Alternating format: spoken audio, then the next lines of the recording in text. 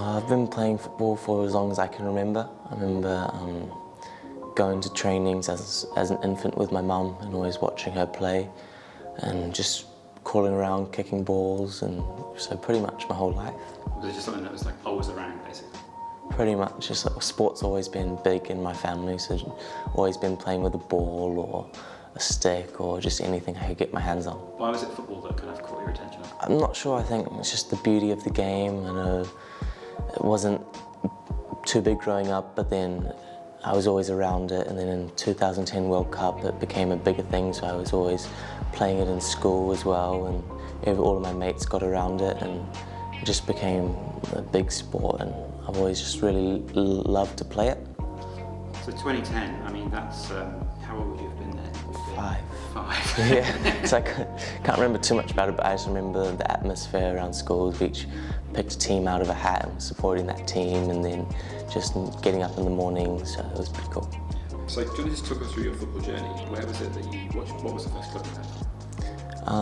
So I was at East Coast Bays growing up in New Zealand, and then from then I moved to the States and was at LAFC, and then from there I've moved to Reading, and then that's where I currently am as well. So you've had a pretty rapid rise. Do you ever sort of stop and think about it, or is it just another game, you just get on with it?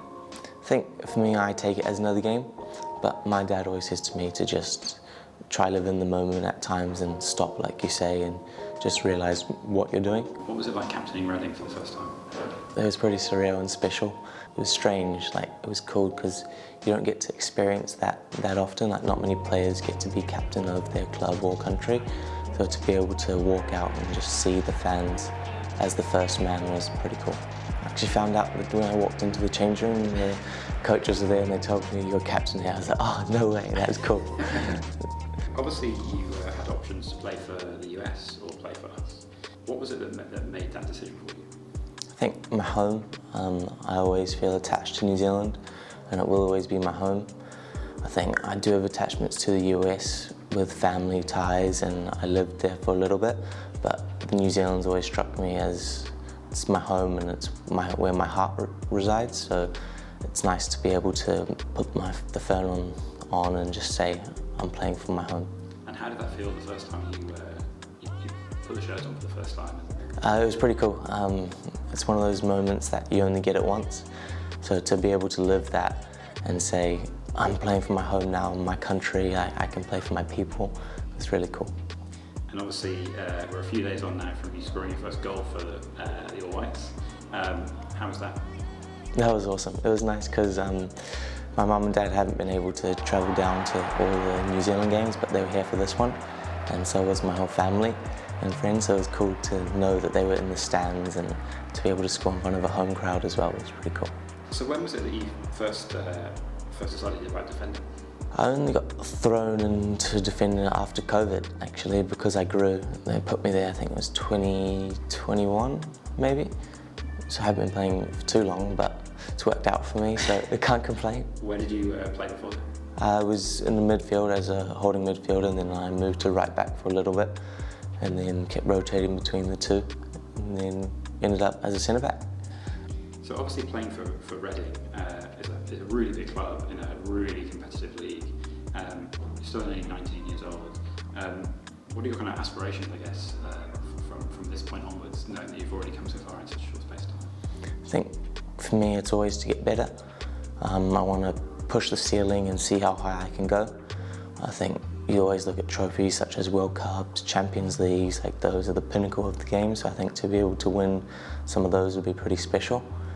And to do that, you have to rise to the leagues and join better teams, so hopefully I can do that and create a solid path throughout my career. And who do you kind of look up to? Who are your kind of idols in that space? I think there's a lot. My mum and dad, obviously, just because of their backgrounds and how they've inspired me to be who I am today.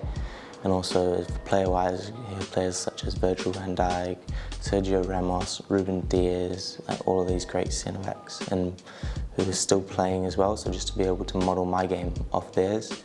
I've always had like a passion for football, so for me it was always I'm going to play football. I played a lot of other sports growing up as a kid, but to me football always stood out as the one I wanted to do. obviously you're here with a load of other relatively young players as well at the same time. How exciting is it to be part of this generation of guys?